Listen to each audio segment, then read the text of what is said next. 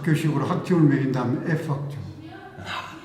한마디로 친일파라고 생각합니다. 윤 대통령. 정치를 수사적으로 하고 수사식으로 하고 수사를 정치적으로 하는 인물이기 때문에 이런 책에 대해 관심이 없어요. 안녕하세요. 오마이뉴스 김병기 기자입니다. 저는 지금 강화도에 와 있습니다.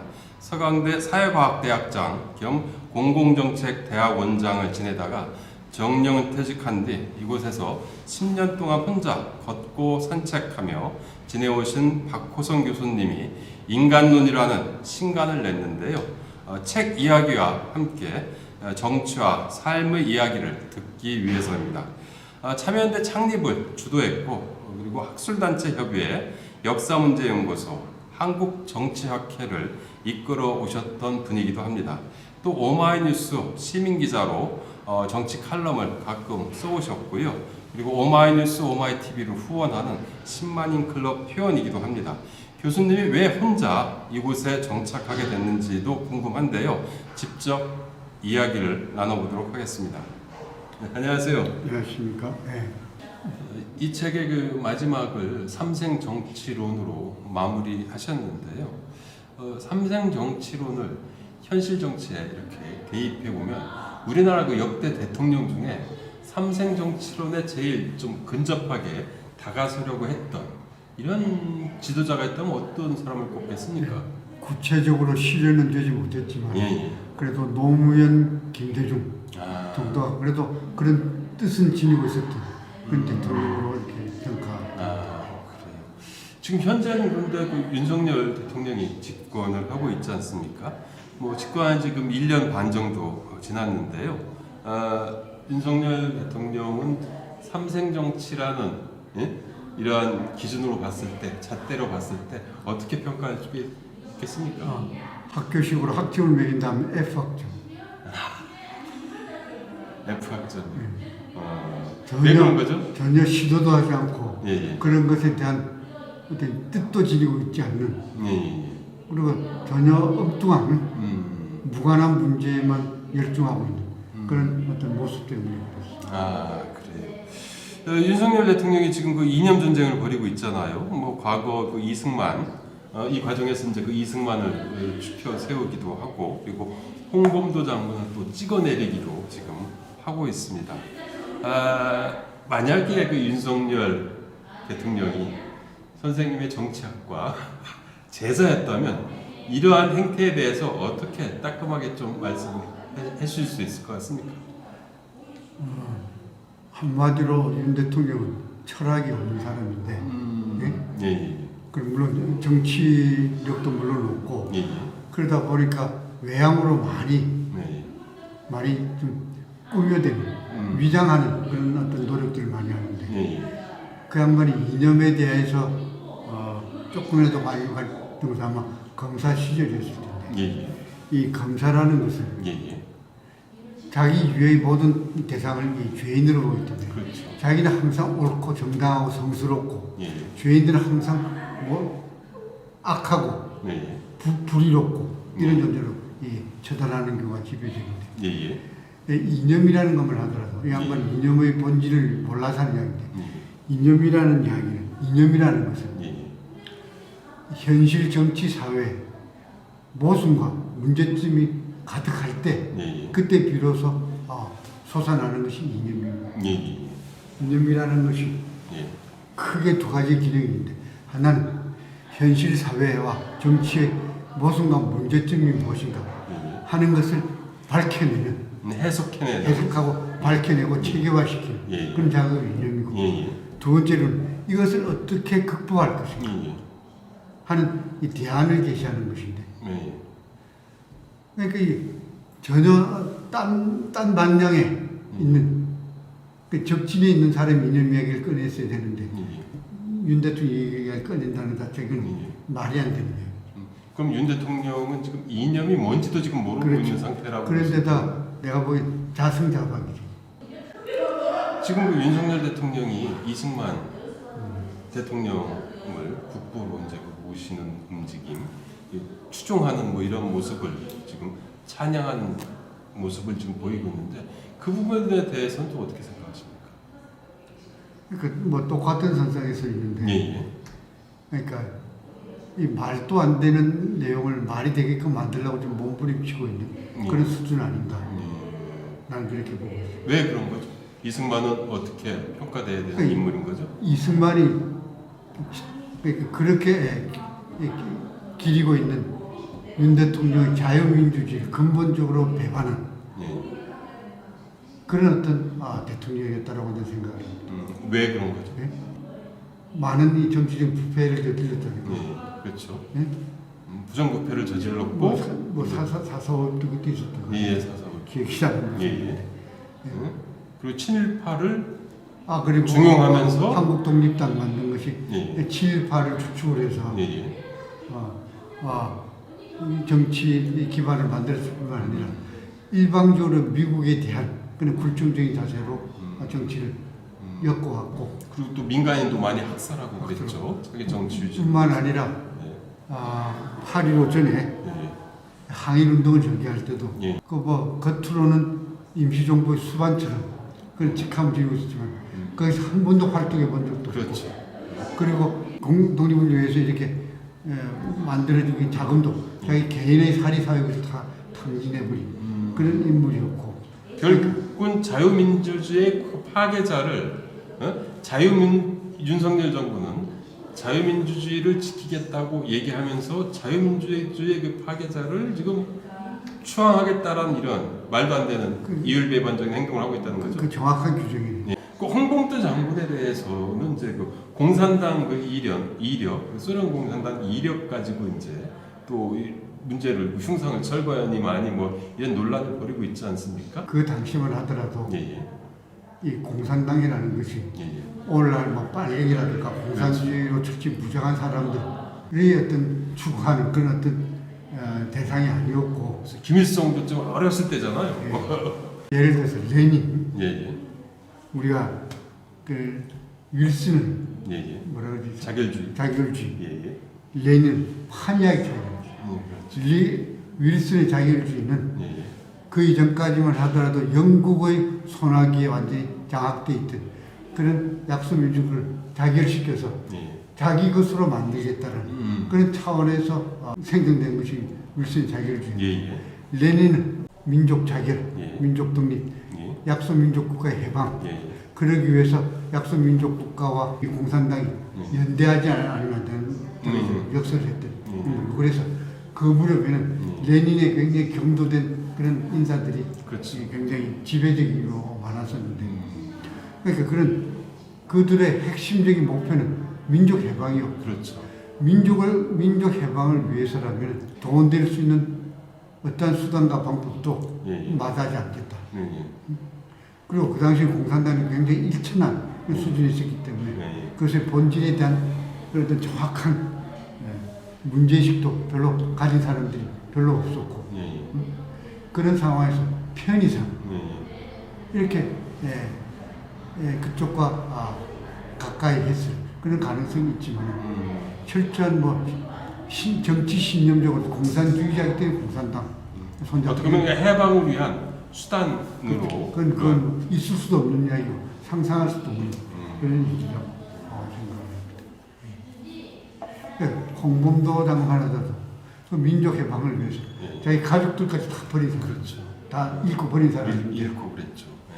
근데 그런 것에 조명을 가하지는 않고 슬쩍 지나가듯이 이렇게 눈길을 던져본 공산당 문제만 가지고 떠든다라는 게 그것이 이 계속적인 이 자가당착이죠. 그런데 왜 이렇게 그 이념에 골몰할까요?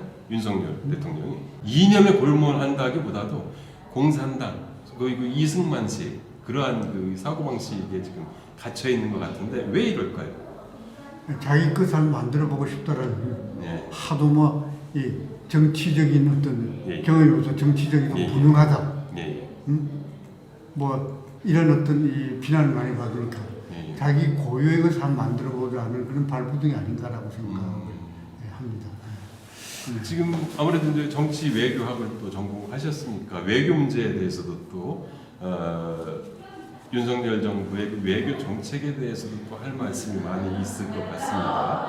그 중에서 지금 제일 문제가 되는 논란이 되고 있는 대일 관계 이건 또 어떻게 좀 조망하고 계십니까? 나는 한마디로 친일파라고 생각합니다. 윤 대통령. 내가 이것을 그래서 내 나름대로 참 많은 생각을 했었는데 윤 대통령의 아버지 부친이 일본에서 유학을 했어요. 그렇죠. 아마 그 무렵에 윤 대통령 아마 어린 고마였을 아마 일본 외국에 처음 나온 외국에 그 환장을 하거든. 우리하고 다르기 때문에. 그때 꼬마 시절에 일본에 보내면서 일본에 대해서 각인된 환상과 그런 꿈과 동경 이런 것이 체질화된 것이 요즘 정치적으로 표출되지 않는가 하는 생각까지도 내가 했을 정도. 그만큼 윤 대통령 한마디로 친일파다. 좀 그렇게 규정을 합니다. 미국과 일본의 편중된 외교를 하다 보니까 우리에게 직접적으로 굉장히 중요한 그런 대상인데도 중국과 러시아에 대해서 거의 등을 돌리거든요.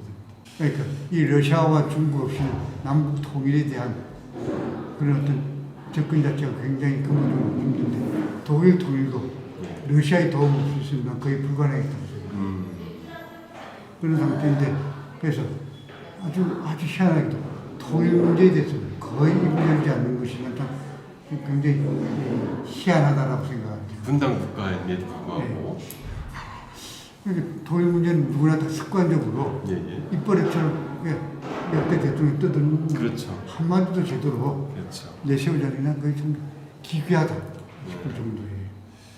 이 책은 그 인간은 무엇이고 그리고 그 정치는 무엇인지에 대한 이런 그 본질적인 문제들을 지금 건드리고 있는데요.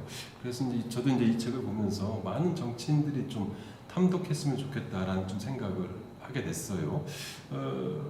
저자이신 우리 그 교수님께서는 이 책을 딱 한 사람한테 한 사람의 정치인한테 추천한다면 누구에게 추천하겠습니까? 민주당 이재명 대표라도 건강상 뭐 여러 가지로 바쁘겠지만은 한번 읽어봐줬으면. 그 이유가 있나요? 그래도 아까 삼성 정치를 이야기해서 글을 했습니다만 그 DJ와 노무현 정신에 대해서 그래 자주 강조를 하는 분이니까 그것을 위해서라도 한번 표지라도 구경하는 게 낫지 않을까. 저는 이 질문을 딱 던지면서 윤석열 대통령한테 꼭 추천하겠다라는 말씀을 예상을 했거든요. 근데 그 빗나갔어요. 왜 윤석열 대통령한테 추천하지 않습니까? 윤석열은 정치를 수사적으로 하고 수사식으로 하고 수사를 정치적으로 하는 인물이기 때문에 이런 책에 대해 관심이 없어요. 이건 뭐 하든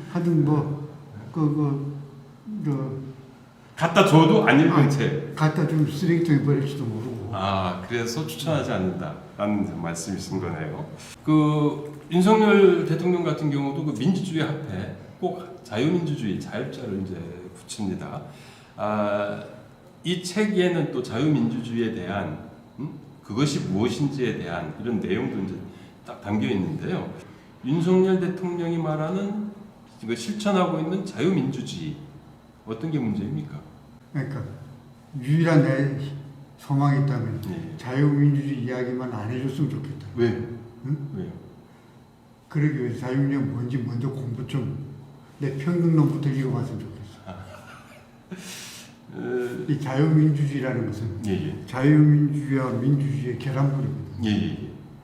그러니까 이 자본주의의 기본 정신은 자유주의죠. 자유주의의 기본 철학은 개인주의고 이 자유주의 개인주의는 나는 거인주의라고 했어요. 그렇게 표현을 하셨더라고요. 그렇죠. 그러니까 힘 있는 자만이 자유경쟁에서 이길 수 있습니다. 우리가 이 자유주의에 대한 원칙을 이야기하기 위해서 100m 경주할 때 다 똑같이 동일선상에 출발선 세우거든. 가난병이든 재벌이든 장애인이든 운동성 가리지 않고 종교적인 차별도 없이 딱 총딱 쏘다 누가 1등 하겠어 뻔해. 이게 제일 힘센 자가 이기겠죠. 제일 빨리 달리는 사람이. 이게 자유민주주의 기본 원칙이거든요. 그럼 그 원칙을 지금 제대로 지키고 있는 거 아니에요, 윤석열 대통령은?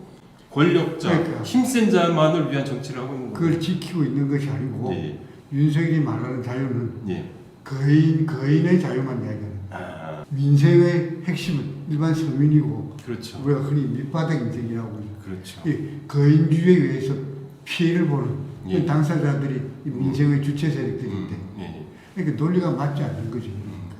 그렇죠. 그러니까 민생의 자유를 네. 구가하기 위해서는 예. 개인주의에 대해서 철퇴를 가해야 되지. 그런데 말로는 이 개인주의를 옹호하기 위한 자유만을 외치고 있거든요. 야. 그렇게 좀 어려운 그 사상적인 개념들도 입 밖에 내지 않았으면 좋겠어요. 근데 전공자라서 하는 말인데, 네, 그것을 이해하기 수십 년 걸렸는데. 많은 사람들이 집권 1년 반이 지금 넘어가고 있고 거의 2년으로 이제 치닫고 있는데 윤석열 정부의 정치 철학이 무엇인지에 대해서 아직도 궁금해하는 사람들이 많이 있는 것 같아요. 교수님께서 보실 때 어떻습니까? 워낙 빈털터리니까 나름대로 한번 만들어 보려고 예. 자유라고도 떠들고 예. 자유민주주의도 떠들고 예. 하고 있는데 예. 내가 보기에는 일단 정치 철학이라는 말을 내 전공 분야인데 예. 그런 사람 갖다 대기하면 좀 부끄럽고 민망하지. 어떻게 윤석열의 정치 철학이라는 말을 붙일 수 있을까? 나는 상당히 부끄러운 생각밖에 안 들어요. 마지막으로 이 책을 통해서 정치인들에게 꼭 하고 싶은 말이 있다면 또 이제 정치인뿐만이 아니고 많은 독자들이 또 이 책을 또 봐야 되지 않습니까? 그분들한테 좀 홍보 말씀 하신다면 어떻겠습니까? 딱 한마디. 자연을 존중하고 예. 인간을 존중하라. 딱 그 한마디. 이 코너에 그 모신 분들, 이 사람 심한 코너에 모신 분들한테 꼭 하는 마지막 질문으로 여쭤보는 게 있는데요. 오마이뉴스는 어떤 매체이고 그리고 또 후원을 하고 계시지 않습니까? 왜 후원을 하는지에 대해서 간단하게 한 말씀 해주시면 어떻겠습니까? 오마이뉴스는 예. 우선 우리 사회의 질환이 무엇인가 예. 하는 것을 냉철하게 잘 파악을 하고 예. 그것에 대한 예. 이 사회적인 이 고발에 예. 무한한 용기를 발휘하는 예. 그런 매체다. 그러니까 보통 사람들이 관심을 지니지 못하는 그런 어떤 분야까지도 예. 우리 사회에서는 절실한 그런 어떤 문제라고 생각하면은 예. 그 아까운 시민을 기꺼이 할애해서 예. 고발하고 예. 또 대안을 모색하기 위해서 나름대로 몰두하는 그런 매체라고 생각합니다. 이러한 개념을 지닌 매체는 예. 앞으로 더욱더 발전해 나가는 것이 당연한 거고 우리 사회와 민족의 발전을 위해서. 그래서 내 능력이 그 정도밖에 되지 않아서 전폭적으로 후원을 못하지만은 그래도 앞으로 또 후원할 수 있는 이 다양한 길이 생긴다 그러면 예. 나름대로 열심히 또 추구하도록 하겠습니다. 아이고, 예. 어쨌든 교수님 그 오늘 말씀 감사합니다. 마지막으로 저도 홍보 말씀드립니다. 아직도 오마이TV 구독 버튼 누르지 않으셨다면 지금 부탁드립니다. 그리고 또 그 박호성 교수님과 함께 오마이뉴스, 오마이TV를 후원하실 분은 아래 자막에 나와 있습니다. 010-3270-3828입니다. 교수님 마지막으로 우리 또 오마이TV 시청자 여러분께 인사드릴까요? 이렇게 골치 아프고 어려운 이야기들 장시간 이렇게 설명하느라고 저도 힘들었을 뿐만 아니라 아마 여러분도 굉장히 힘들었을 것 같은데 그 내용을 좀 더 구체적으로 잘 이해하고 싶은 분이 있으면 직접 책을 섭렵하는 수밖에 없으리라고 생각합니다.